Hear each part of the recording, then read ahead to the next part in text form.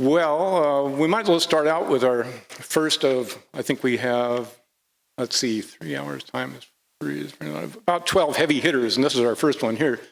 It's Dave Densmore, and he's been a seiner for a long time and fished all sorts of other fisheries. I just discovered that he may be a troller as well, which is going to let me tell a joke later on, I hope. He divides his time between here and Kodiak, and he's got some good stuff for you. Welcome, Dave. Thanks, Rich. Well, here we are again. Seemed like last week a couple weeks ago I said that. Well, that was a year ago, I guess. Well, like Rich said, I've fished all my life, and I've got a couple ex-wives think it's a sickness, but I never thought so. But I wrote a poem about it. It's called Fishing Fever.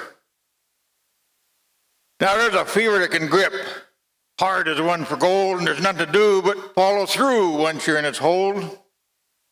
I've had it long as I remember. Some say I was born this way. All I know is all my life I've been held in its sway. I spent many hours staying after class, just feeling like a fool. Wrote the same damn line thousands of times. I won't draw boats in school. Stood many a watch in the corner because I'd been caught again. Other kids laughed, but I wouldn't accept. Dreaming of fishing was such a sin. Yeah, let them laugh. I didn't care. Hell, I didn't even hear. I was really on my flying bridge making the biggest haul of the year. Once spent a week out in the hall where the teacher brought the assignment out to me just because whenever a boat started up, I'd jump my feet to sea. Well, what the hell did they expect? The school overlooked the harbor for a kid with fishing fever. Nowhere could be harder. It was spring. I was 10 years old. Fishing fever had me by the throat. I didn't care about the ABCs. I simply wanted on a boat. My first boat I bought on a handshake when I was just 13. I guess she's a rough old slab, but I thought she was a queen. Her ignition switch was a wire and a nail, and the engine slid forth and back, and you better have your rain gear on if it rained when you're in Iraq. Her water tank was a wooden keg, and the stove was fired by coal. And if the swell wasn't dead on the bow, Lord, how that boat could roll. But I didn't care because I just knew that I was on my way. I was quick to go on the fight if one had something negative to say. Well, I've had a lot of boats since then. I suppose I really want them all. Why, some have actually called my name as I walked past their stall. I guess I've made a lot of money, but that really didn't seem to count. At least I certainly hope it didn't, because it's always gone back out. There's always a different boat, gear, permit that I really need to buy. But someday I'm going to cut back, or at least I'm going to try. Thank you. This next one I'm going to need a little help with. So at the end of every verse, there's one word, and I really would like to hear it from you guys, and I'd like to hear it loud with a lot of attitude, because that's the word, attitude. I throw up my hand, I want to hear it. Stand by or stand around, whatever's up to you. The difference is a single word, and that word's Roger. Life can be heaven or it can be hell, and this one fact I know is true. It's how much heart you have to give. In other words, attitude. How you get treated on my boat, you'll find before you're through. It's not how much you think you know. It's all about your attitude. Sure, you may quit and walk away, but pal, you're the only one you screwed, because this special life has great rewards, but to find it requires the proper attitude. So all I'm saying, it's your own choice. If your days are sunny or blue, you smile or frown, the world cares not. but they'll know you by your attitude. And if the sweet life you would live, I can tell you what to do.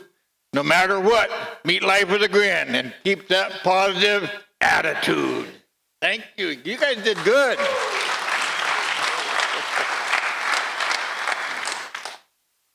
This next one,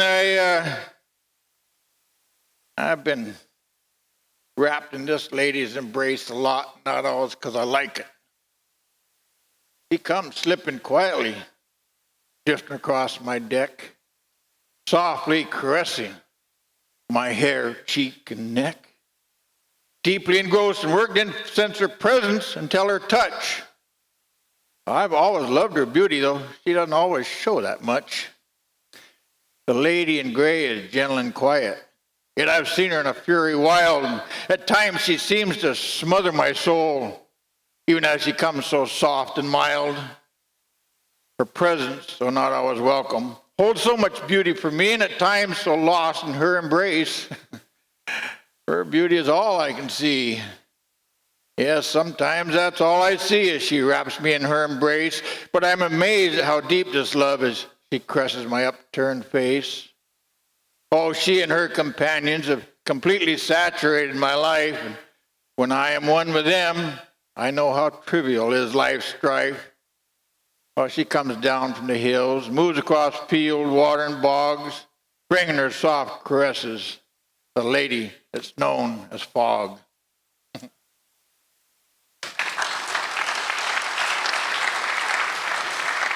That's all right. We up in Larson Bay, where I fish. It's a pretty special place. And in wintertime, I fish crab and stuff. I fish for years, year round. Wintertime, every once in a while, we get a good show of northern lights. Usually they come in October. It don't start till October when we get a first cold snap. And I've seen some beautiful displays, but one time it was August, late August, and we got a little display, and I got this poem out of it called simply "The Show." It was a tail end of the season. Early fall was in the air. We're tied to the dock for a closure. Most of the fleet was laying there. It was a beautiful, clear, warm evening, probably one of the season's last. Someone broke out some fireworks to mark another season almost past. Well, everyone likes fireworks. We paused to enjoy. But as they faded from the sky, another show was deployed. It was as if God himself had said, "Oh yeah? Well, look what I can do." And across the sky he unfurled ribbons of red, green, and blue. They danced and writhed, and the colors changed, filling the whole arc of the evening sky. The beauty, magnificence, and magnitude, almost too much for the human eye. It reduced our admiration of those fireworks to downright bizarre, like admiring a flaming match amongst the blazing of the stars. Finally, we all quietly drifted back to our jobs from which we'd came, but had a distinct feeling not to be seeing things quite the same. You know, we tend to get so overproud of all the things we do, forgetting there's just one master of this ship, and we are but his crew.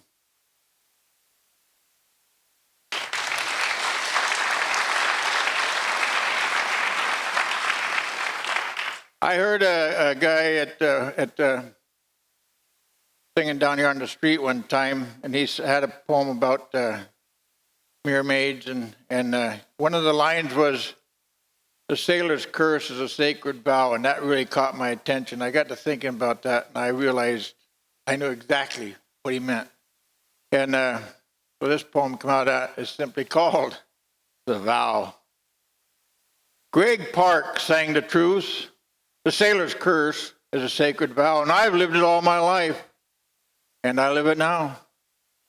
I gave up 2 wives to the mistress.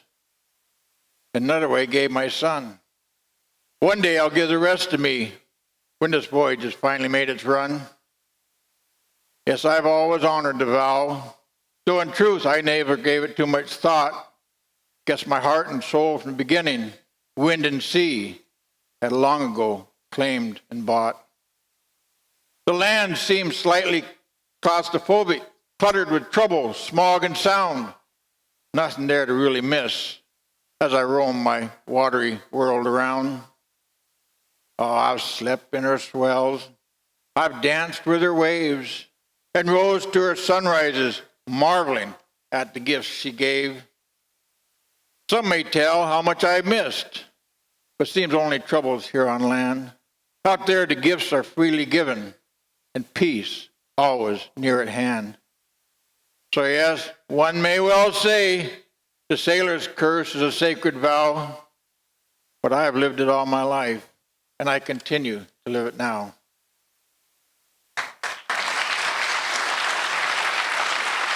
Thank you.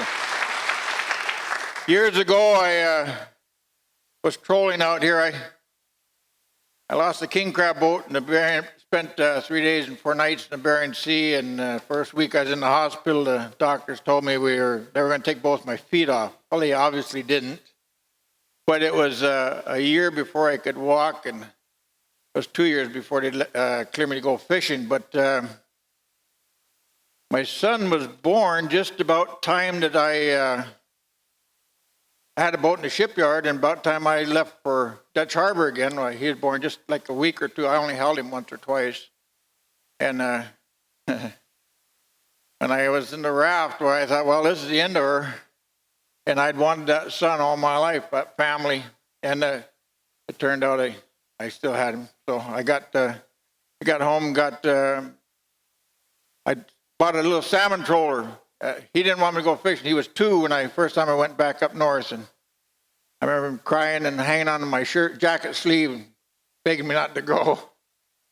And I had to go, but I was only gone a couple of weeks. I was diving for herring roe in Prince William Sound. And when I come back down, I bought a salmon trawler and decided I didn't need to go king crabbing after all again. I needed to be with my kids, watch my kids grow.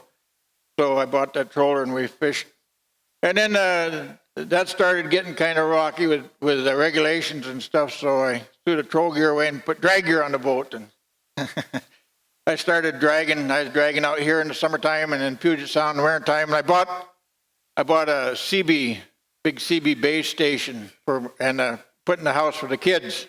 They were still small. My daughter loved that mic. She'd get on there and say, "You pick me up good, buddy, Daddy." And I'd have to say, "This is not a truck, Melanie."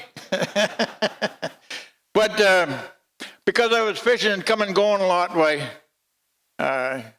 home life was pretty good for a while. And so, and this poem kind of describes that, and I think what most fishermen hope they can have, called simply gift of home. It's such a special feeling to come in from a successful trip, dinner, movie, out with wife and kids, nice fat wallet on my hip. Even now, coming home from a rough, hard trip, hot bath melts all the aches and pains away. Feels like heaven is right here. Maybe here in this tub I'll just stay. But good smells of dinner come wafting in, with children's laughter through the open door. Just hours ago, it was a fish on pitching deck, and the engine's healthy roar. Well, my wife steps through the bathroom door to tell me dinner is almost ready. My angel, my partner, holding this together with hands so sure and steady. Over dinner, I'll hear the kids' latest about school and the tree fort we should build. Even the youngest has ideas of all the things that it will take. After dinner, the kids will mob my lap. Then the wrestling will begin. These kids, my wife, this home, my very best, truest friend. Soon the kids will all be abed. There'll be time for just us two. Quiet talk to loving closeness, anticipating all that lovers do. I settle lower into the sudsy warmth, thinking I am truly blessed. Nothing else on earth I really need. This fisherman's life is truly best.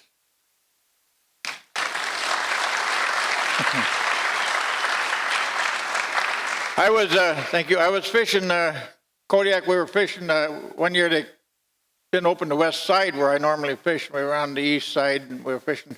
And there was this one place I was fishing. There was right below a bluff was a big wash rock, and the fish were really hugging the beach as they were going by. And so I'd put the bow of the boat would actually go right up over the rock on the swell, but it always washed back, and so it worked well. But I got to watching the water surge in and out, in and out. It was just like it was breathing, and so I wrote this poem. It's simply called Love Song to the Sea. The boat surges forward on a swell, then gently rides it back. Though it may look dramatic, there's never hard rock contact. Commercial fishermen working my net, harvesting the seasonal salmon run, working the rhythm as old as life. Here it all may have begun. As I watch the swell swirling around the rocks, I feel I'm watching a living being breathe. I'm simply part of a singular life form, encompassing humans, animals, land, and sea. The sea's where it's most expressed, that life force flowing strong through me. Here I restore my harmony and peace. She's been my one constant need. At times I've been blindsided by pain, both the physical and emotional kind. The one thing I've learned to expect is everything changes with time. Nothing around me stays the same. Friends, rules, sweethearts or wives, but the rhythm of the sea remains, the one constant in my life. It's true she took my uncle, my father, my son, the so-called heartless sea, but God, I love her though I expect someday too she will take me. Even that's a peaceful thought. My fate I will not try to bend. It's here I started, I've always been. So only natural that here I end. My days as commercial fisherman may wind down, my desire to continue completely burned, but still the sea will call me. Here many lessons of life were learned. She urges me to speak up for her, defend as I would a lover that I cherished. We are rapidly fouling our own nest to the point we all could very well perish. How many birds and animals have gone extinct, vanquished in the fact by our own hand? We're laying a harsh, heavy print across both the sea and land. We need to get back to the natural rhythm of living, take less and give back more, or soon all will remain of us will be our own befouled spore. It can be done if we really care, though we all must see the need, give thought and action to long term, set aside our avarice and greed. As I continue to watch her surge and breathe, I see her beauty but feel her distress and can't help but wonder if we're not failing some very important, subtle test. Now, one last short one, this is a little lighter.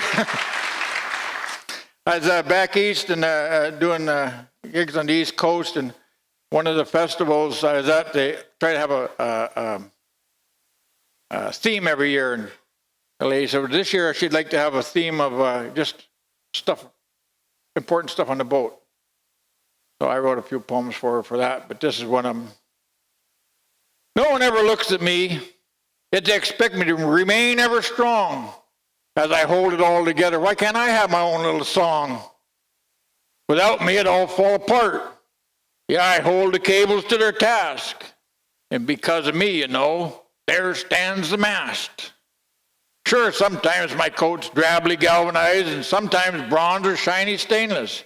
Yet if I break or bend, everyone else is held quite blameless. These crews take such heavy lifts, but guess who holds the block and tackle? Yep, you guessed it, mate. It's me, the lowly shackle. Thank you.